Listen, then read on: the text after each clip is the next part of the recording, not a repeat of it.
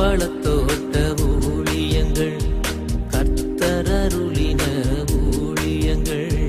திராட்சை பழத்தோட்ட ஊழியங்கள், கர்த்தரருளின ஊழியங்கள். அவரில் நிலைத்திருந்து கனி கொடுப்போம், கர்த்தர் வாய்க்க செய்வார்.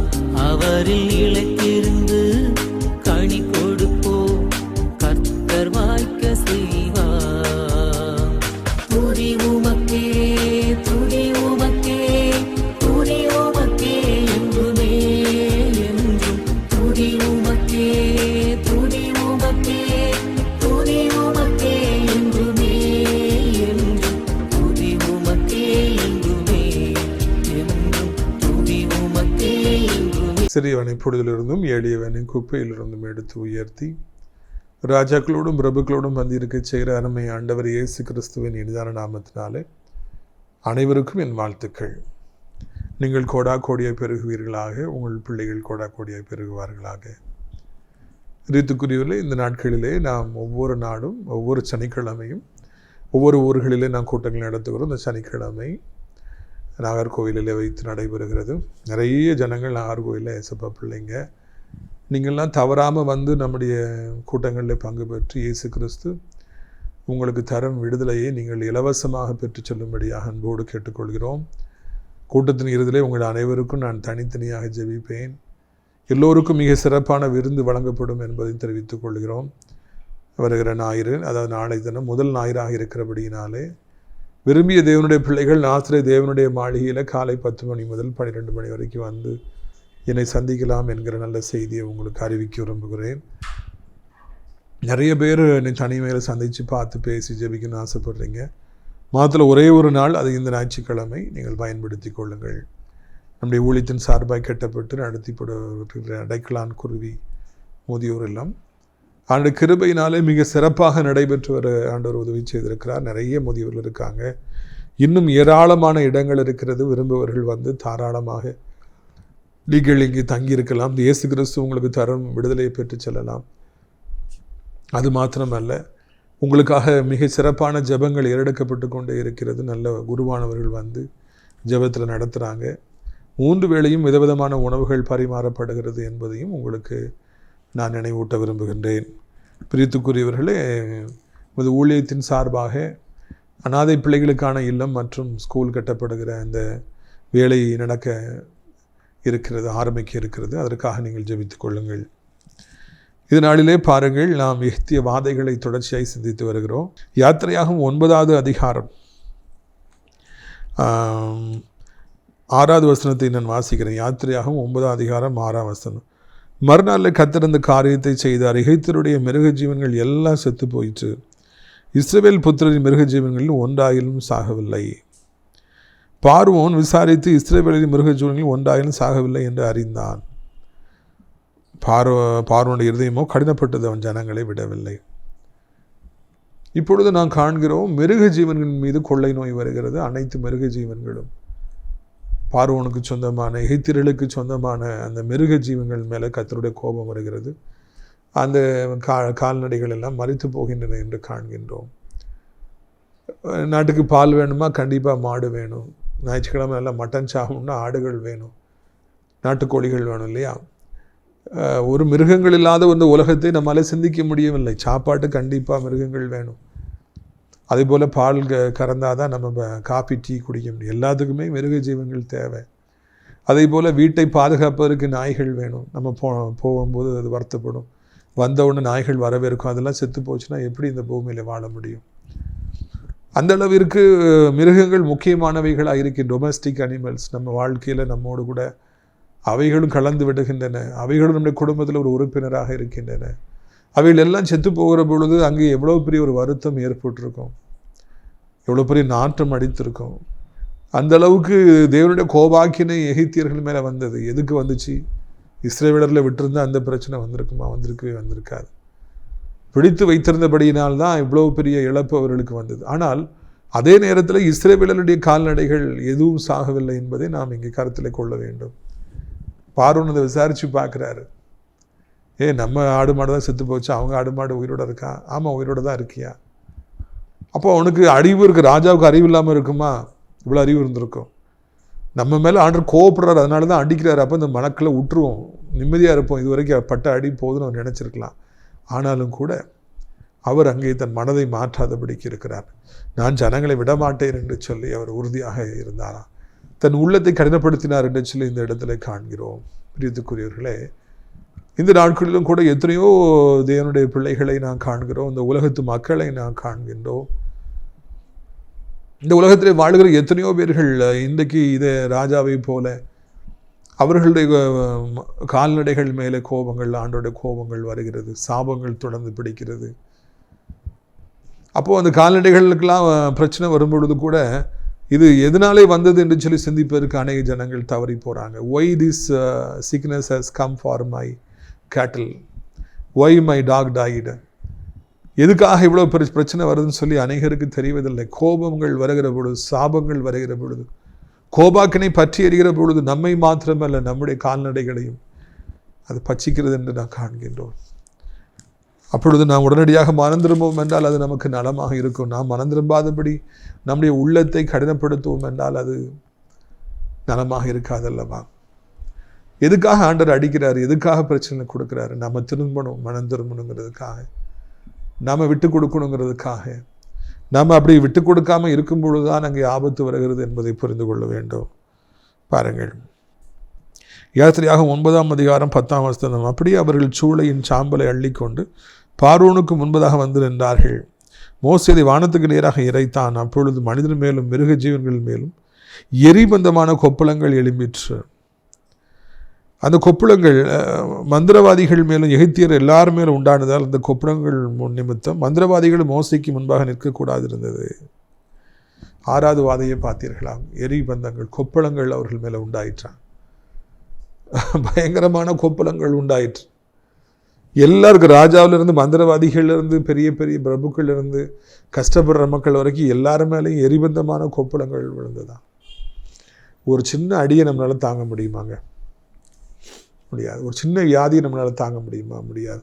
உடம்பு முழுக்க எரிபந்தமான கொப்பளங்கள் உண்டானால் எவ்வளோ பயங்கரமாக இருந்திருக்கும். கனவு கூட நம்ம பண்ண முடியல. அந்த அளவுக்கு பயங்கரமான தேவ கோபாக்கினை எகிப்தியர் மேலே வந்தது. எத்தனை வருடங்களாக அவர்கள் இஸ்ரவேலர்களை, கர்த்தருடைய பிள்ளைகளை அவர்கள் பாடைப்படுத்தினார்கள், எவ்வளவு துன்பப்படுத்தினார்கள், எவ்வளவு வேதனைப்படுத்தினார்கள்.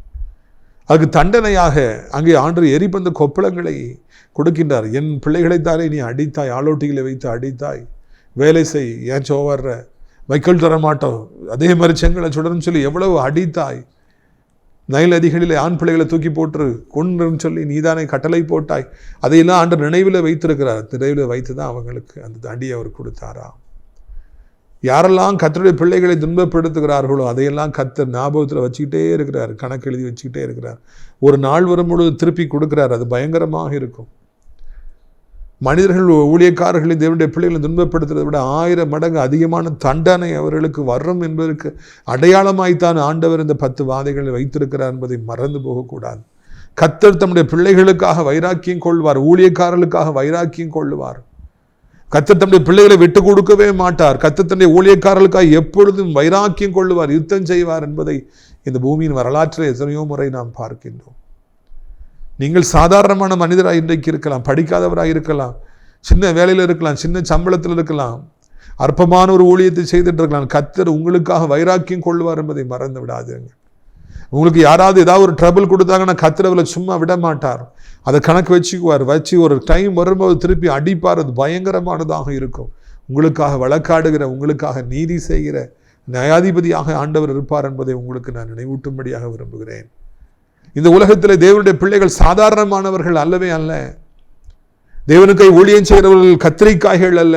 அவளை தூக்கி வீச முடியாது. ஆண்டவருடைய பிள்ளைகள், ஊழியக்காரர்கள் விசேஷித்தமானவர்கள், ராஜாவுக்கு ஊழியம் செய்கிறவர்கள். அவர்களுக்காக ஆண்டவர் கோபம் கொள்வார், வைராக்கியம் கொள்வார். அப்பொழுது தண்டிப்பார். யாரெல்லாம் அவர்களை வேதனைப்படுத்தினார்களோ, துன்பப்படுத்தினார்களோ அவர்களை ஆண்டவர் விடமாட்டார். சவுல் ஆண்டவருடைய ஊழியம் எழும்பிய பொழுது, ஏராளமான ஜனங்கள் ரட்சிக்கப்பட்ட பொழுது, ஊழியங்கள் பெருகிய பொழுது சவுக்கினாலே அடித்தார். தெருத்துருவை கட்டி இழுத்து கொண்டு போனார். பல பாவங்களை செய்தார். ஊழியக்காரலை ஒடுக்கினார். ஒரு நாள் ஆண்டவர் அடித்தார். கண்ணு தெரியாமல் போச்சு, கீழே விழுந்து கிடந்தார். கைலாகு கொடுக்கிறவர்களை தேடினாரு. ஒண்ணுமே எனக்கு புரியல, கண்ணே போயிடுச்சுன்னு சொல்லி கதறினாரு. காரணம் என்ன? என் பிள்ளையில நீ அடிக்கிற, முள்ளுல நீ உதைக்கிறன்னு சொல்லிட்டு ஆண்டவர் ஒரு நாள் திருப்பி கொடுத்தார். இந்த பார்வோன் ராஜா கனவுல கூட நினைத்திருக்க மாட்டார், கனவுல கூட நினைத்திருக்க மாட்டார் பார்வோன் ராஜா இப்படிப்பட்ட தண்டனை எனக்கு வரும் என்று சொல்லி அவர் ஒருபொழுதும் நினைத்திருக்கவே மாட்டார். அந்த அளவுக்கு பயங்கரமான ஒரு தண்டனையை கொடுத்தார். உடம்பு முழுக்க எரிபந்த கொப்பளங்களாய் இவருக்கு வந்தது, எல்லாருக்கும் வந்தது, எகிப்திலிருந்து அத்தனை பேருக்கு வந்தது என்று சொல்லி நான் காண்கிறோம். இது ஆண்டுடைய கோபத்தின் அடையாளம் என்பதை நான் உங்களுக்கு நினைவூட்டும்படியாக விரும்புகிறேன். பிரியத்துக்குரியவர்களே, கர்த்தர் பெரியவராக இருக்கிறதுனால, ஆண்டவர் தன் ஜனங்களுக்கு வைராக்கியம் கொள்ளுகிறவராக இருக்கிறதுனால, கணக்கு திருப்பி செலுத்துகிறவராக இருக்கிறதுனால தான் இந்த வாதை அவர்கள் மேலே வந்தது. அதை நாம் மறக்கக்கூடாது. பாருங்க 22வது வசனம். அப்பொழுது கர்த்தர் மோசையை நோக்கி, எகிப்து தேசம் எங்கு மனிதர்கள் மேலும் மிருகஜீவன்கள் மேலும் எகிப்து தேசத்தில் இருக்கிற சகலவிதமான பயிர் வகைகள் மேலும் கல்மழை பெய்ய உன் கையை வானத்துக்கு நேராக நீட்டு என்றார். அப்பொழுது மோசே தன் கோலை வானத்துக்கு நேர் நீட்டினான். அப்பொழுது கர்த்தர் இடி முழக்கங்களையும் கல்மழையை அனுப்பினார். அக்கினி தரையின் மேல் வேகமாய் ஓடிற்று. எகிப்து தேசத்தின் மேல் கர்த்தர் கல்மழையை பெய்ய பண்ணினார். 25. எகிப்து தேசம் எங்கு மனிதர்களையும் மிருக ஜீவன்களையும் வெளியில இருந்தவைகள் எவைகளோ எல்லாவற்றும் இந்த கல்மழை அழித்து போட்டது. 7வது வாதை கல்மழை. வானத்திலிருந்து மழை தாங்க பெய்யும். கல்மழை பெஞ்சு நீங்க கேள்விப்பட்டிருக்கீங்களா? எகிப்து மேல கல்மழை பெய்ததா? சின்ன வயசுல இருந்தே பையங்க கல்லை தூக்கி வீசுவாங்க. சண்டை வந்துச்சுன்னா கல்லை தூக்கி வீசுவாங்க. இப்போ கூட தீவிரவாதிகள்லாம் கல்லை தூக்கி வீசுறதை நீங்கள் பார்த்துருப்பீங்க. ஒரு சமயம் 2 பையங்களும் சண்டை வந்துருச்சு. அப்போது இவன் கையில் கல்லை எடுத்துக்கிட்டான். அந்த பையன் வேகமாக ஓடினான். கல்லை தூக்கி வீசுனதில் மண்டையில் அடிபட்டு பயங்கர ரத்தமாக போச்சு. எனக்கு இன்னும் மறக்கவே முடியாது. இப்போ அந்த கல்லை தூக்கி வீசினவன் இல்லவே இல்லை. அவன் பெரிய ரவுடியாகி பல காரியங்களை செஞ்சு செத்து போயிட்டான். அந்த ஒரு கல்லை தூக்கி வீசினால மண்டை உடஞ்சி அந்த பையனுக்கு ரத்தமாக போச்சு. உடனே அவன் அண்ணன்கிட்ட போய் சொல்லி உடனே அவர் இவனை அடித்தார். இன்னும் ஞாபகத்தில் இருக்கு. பிரியத்துக்குரியவர்களே, ஒரு கல்லெறியை தாங்க முடியல. அப்போது வானத்துலேருந்து கல்மழையாக விழுந்துச்சுன்னா எவ்வளோ பயங்கரமாக இருந்திருக்கும். மிருக ஜீவன்கள் மிச்சம் இருந்து செத்து போச்சு. விவசாயத்தில் எல்லாம் வளர்ந்துருந்த செடிகள்லாம் செத்து போச்சு. மனிதர்கள் மேலே டமால் விழும்போது மனிதர்கள் செத்து போயிருப்பாங்க. சொல்ல முடியாத உபத்திரவங்கள் 7வது வாதையிலே உண்டாயிற்று. மொத்தம் 10 வாதைகள், அதில் 6 வாதம் முடிஞ்சிருச்சு. 7வது வாதை பார்த்தீங்கன்னா கல்மலைகள் வானத்திலேருந்து டப டப டப டப டபான்னு விழுந்து எவ்வளோ சவுண்டு கேட்டிருக்கும், எவ்வளோ இடி இடிச்சிருக்கும். சாதாரண மழை பெய்யும் போதே எவ்வளோ இடி, கல்மழை விழும்பொழுது எவ்வளோ பயங்கரமாக இருந்திருக்கும். அப்படி என்றால் ஆண்டவர் நினைத்தால் என்ன வேண்டுமென்றாலும் செய்ய முடியும் என்பதை இந்த இடத்துல காண்கிறோம். மழையை கொடுக்கிற ஆண்டவராலே கல்மழையும் கொடுக்க முடியும். ஒருவனை ஆசீர்வதிக்க வேண்டுமென்றால் அவர் ஆசீர்வாதமான மழையை பெய்ய பண்ணுகிறார். ஒருவனை அழிக்க வேண்டும் என்று நினைத்தால் கல்மழையை பெய்ய பண்ணுகிறார். அவன் அழிந்து போகின்றான். எவ்வளவோ திமிர் பிடித்தவர்கள், எவ்வளவோ பணக்காரனாய் கொள்ளையடித்து வாழ்ந்தவர்கள், அநியாயமாய் சம்பாதித்தவர்கள்லாம் ஒன்றுமில்லாமல் போனதை என்னுடைய வாழ்க்கையில் நான் பார்த்திருக்கிறேன். காரணம், ஆண்டவர் அவர் மேல கல்மழையை பெய்ய பண்ணினார்.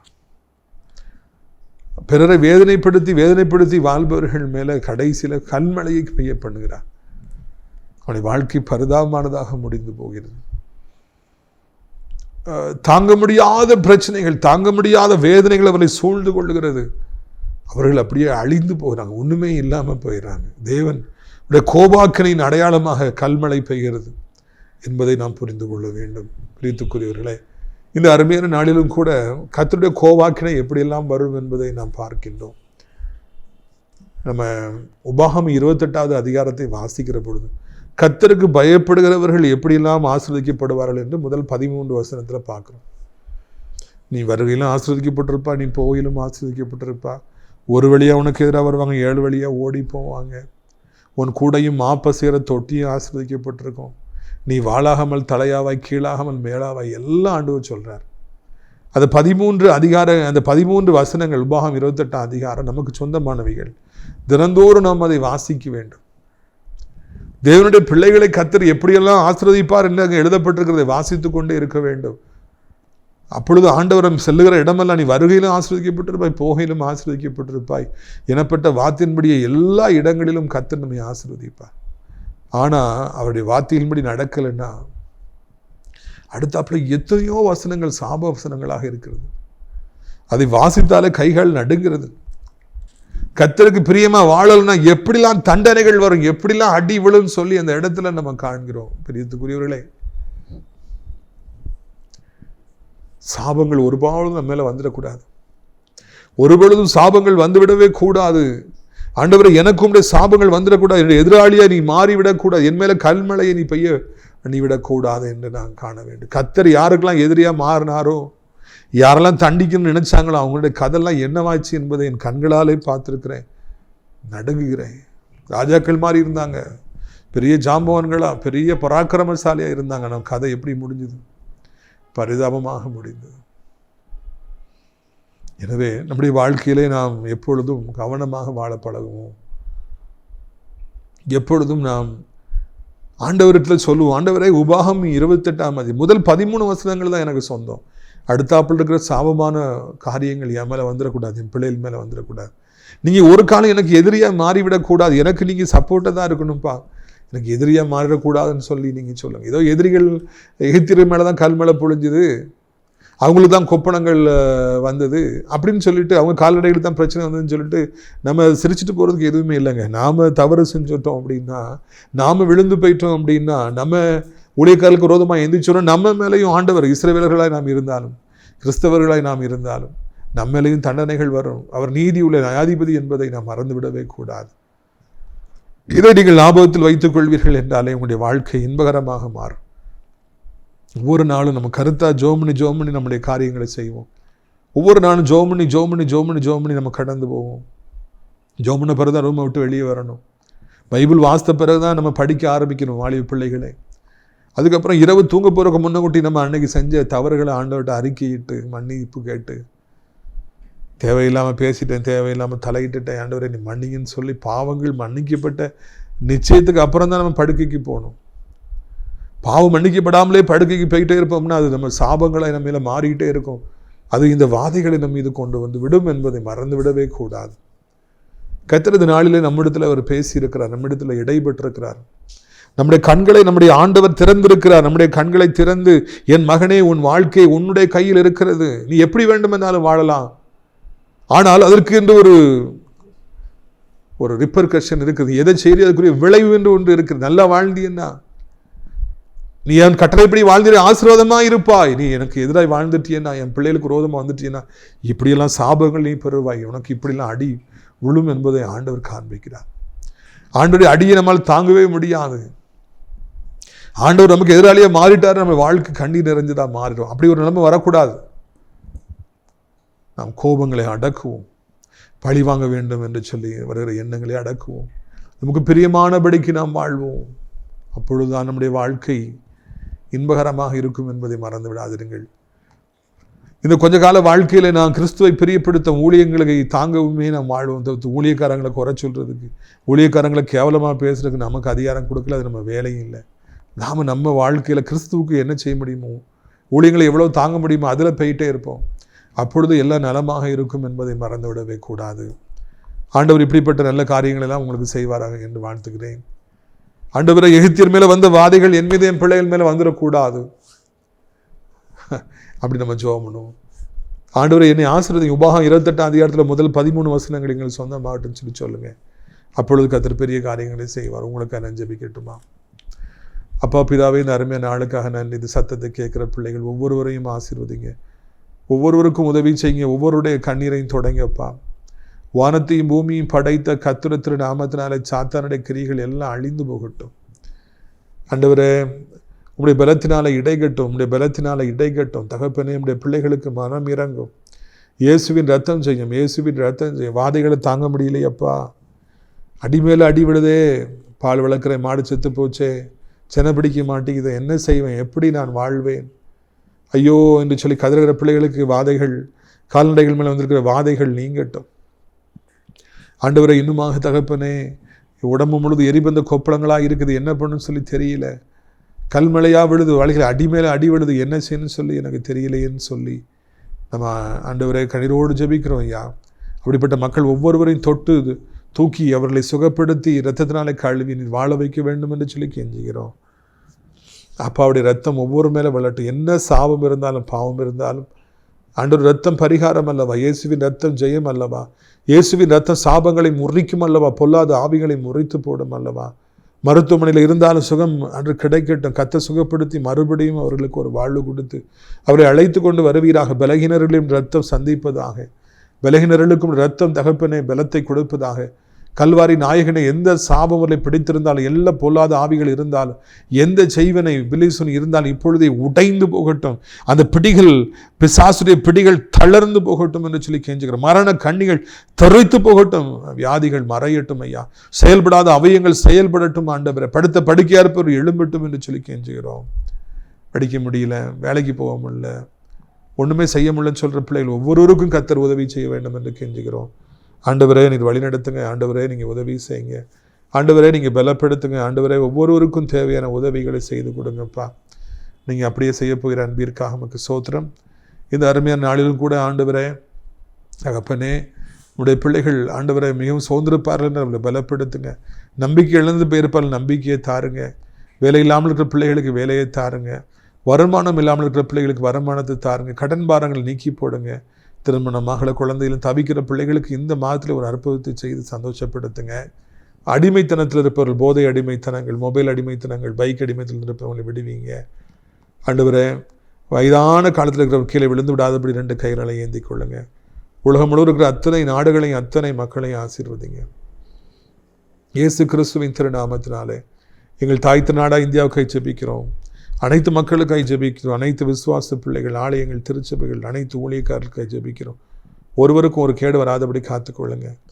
ஆண்டவரே அடைக்கலான் குருவி முதியோர் இல்லத்துக்காக ஜெபிக்கிறேன். நம்முடைய நிகழ்ச்சிகளை நாள்தோறும் பார்க்கிறேன். கொடுக்குற ஒவ்வொரு நல்ல கரங்களையும் ஆசீர்வதிங்க. அடைக்கலான் குருவி முதியோர் இல்லத்தில் சேர அநேகரை அழைத்து கொண்டு பாருங்க. நாமத்தை மகிமைப்படுத்துங்க. இரட்சகர் இயேசு மூலம் ஜெபிக்கிறோம் நல்ல பிதாவே. ஆமென். விலகி போனாலும் பர்வதங்கள் பெயர்ந்து போனாலும், மலைகள் விலகி போனாலும் பர்வதங்கள் பெயர்ந்து போனாலும், அவர் கிருபை அவர் இரக்கம் மாறாது என் வாழ்விலே. அவர் கிருபை அவர் இரக்கம் மாறாது என் வாழ்விலே. மலைகள் விலகி போனாலும் பர்வதங்கள் பெயர்ந்து போனாலும், மலைகள் விலகி போனாலும் பர்வதங்கள் பெயர்ந்து போனாலும்,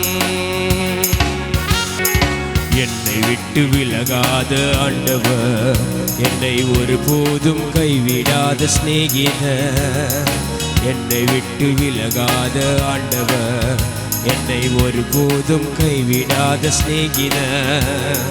எனக்காக ஜீவன் தந்த ரட்சகர், என் வாழ்வில் என்றும் போதுமானவர். எனக்காக ஜீவன் தந்த ரட்சகர், என் வாழ்வில் என்றும் போதுமானவர். மலைகள் விலகி போனாலும் பர்வதங்கள் பெயர்ந்து போனாலும், மலைகள் விலகி போனாலும் பர்வதங்கள் பெயர்ந்து போனாலும், அவர் கிருபை அவர் இரக்கம் மாறாது என் வாழ்விலே. அவர் கிருபை அவர் இரக்கம் மாறாது என் வாழ்விலே. யெகோவா நிசி என்ற ஜெயமானவர், யெகோவா ஷம்மா என்னோடு இருப்பவர். யெகோவா நிசி என்ற ஜெயமானவர், யெகோவா ஷம்மா என்னோடு இருப்பவர். என் வாழ்வில் நம்பிக்கையானவர், என் வாழ்வில் என்றும் போதுமானவர். என் வாழ்வில் நம்பிக்கையானவர், என் வாழ்வில் என்றும் போதுமானவர். மலைகள் விலகி போனாலும் பர்வதங்கள் பெயர்ந்து போனாலும், மலைகள் விலகி போனாலும் பர்வதங்கள் பெயர்ந்து போனாலும், அவர் கிருபை அவர் இரக்கம் மாறாது என் வாழ்விலே. அவர் கிருபை அவர் இரக்கம் மாறாது என் வாழ்விலே. உம்மாலாகாத காரியம் ஒன்றுமில்லை, உம்மாலாகாத காரியம் ஒன்றுமில்லை, உம்மாலாகாத காரியம் ஒன்றுமில்லை. எல்லாமே உம்மாலாகும். அல்லேலூயா. எல்லாமே உம்மாலாகும். ஆகும், எல்லாம் ஆகும். உம்மாலே தான் எல்லாம் ஆகும். ஆகும், எல்லாம் ஆகும். உம்மாலே தான் எல்லாம் ஆகும். சொல்லி முடியாத அற்புதம் செய்பவர் நீரே ஐயா, நீரே. எண்ணி முடியாத அதிசயம் செய்பவர் நீரே ஐயா, நீரே. சொல்லி முடியாத அற்புதம் செய்பவர் நீரே ஐயா, நீரே. எண்ணி முடியாத அதிசயம் செய்பவர் நீரே ஐயா, நீரே. அப்பா உமக்கு ஸ்தோத்திரம், அன்பே உமக்கு ஸ்தோத்திரம். அப்பா உமக்கு ஸ்தோத்திரம், அன்பே உமக்கு ஸ்தோத்திரம். மாறாத காரியம் ஒன்றுமில்லை, உம்மாலாகாத காரியம் ஒன்றுமில்லை, உம்மாலாகாத காரியம் ஒன்றுமில்லை. எல்லாமே உம்மாலாகும். அல்லேலூயா. எல்லாமே உம்மாலாகும்.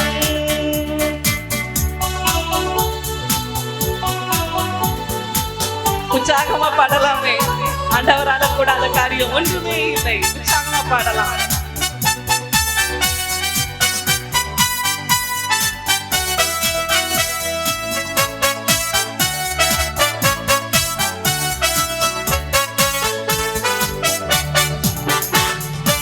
எனக்கு குறித்ததை நிறைவேற்றி முடிப்பவர் நீரே ஐயா, நீரே. எனக்காக யாவையும் செய்து முடிப்பவர் நீரே ஐயா, நீரே.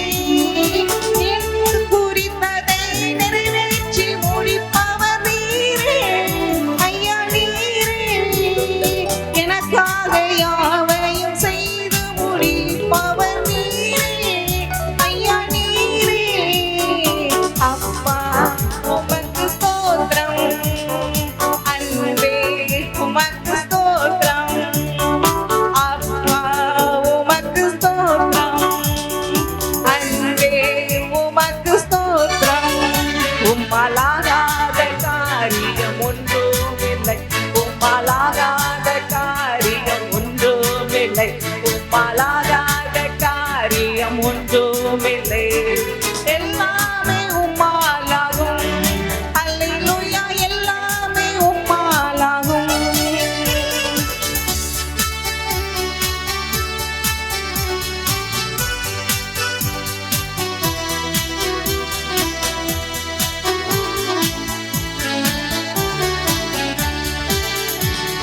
வறண்ட நிலத்தை நீரூற்றாய் மாற்றுபவர் நீரே ஐயா, நீரே. ஆவாந்திர வெளியை தண்ணீராய் மாற்றுபவர் நீரே ஐயா, நீரே. வறண்ட நிலத்தை நீரூற்றாய் மாற்றுபவர் நீரே ஐயா, நீரே. ஆவாந்திர வெளியை தண்ணீராய் மாற்றுபவர் நீரே ஐயா, நீரே. அப்பா உமக்கு ஸ்தோத்திரம், அன்பே உமக்கு ஸ்தோத்திரம். அப்பா உமக்கு ஸ்தோத்திரம், அன்பே உமக்கு ஸ்தோத்திரம். மலாகாத காரியம் ஒன்றுமில்லை, உம்மாலாகாத காரியம் ஒன்றுமில்லை, உம்மாலாகாத காரியம் ஒன்றுமில்லை. எல்லாமே உம்மாலாகும். அல்லேலூயா. எல்லாமே உம்மாலாகும். அல்லேலூயா. என் ஆத்மாவை கர்த்தரை சோத்திரி. என் முழு உள்ளமையுடைய பரிசுத்த நாமத்தை சோத்திரி. என் ஆத்மாவை கர்த்தரை சோத்திரி. அவர் செய்த சகல உபகாரங்களை ஒரு பொழுதும் மறவாதே. ஆமென். நம்முடைய கர்த்தராகிய இயேசு கிறிஸ்துவின் கிருபையும் பிதாவாகிய தேவனுடைய அன்பு பரிசுத்த ஆவியுடைய அந்யோன்ய ஐக்கியமில்லாத பிரசன்னம் உங்கள் அனைவருடன் ஜெகிஸ்தா காலங்கள் நினைத்திருப்பதாக. அல்லேலூயா.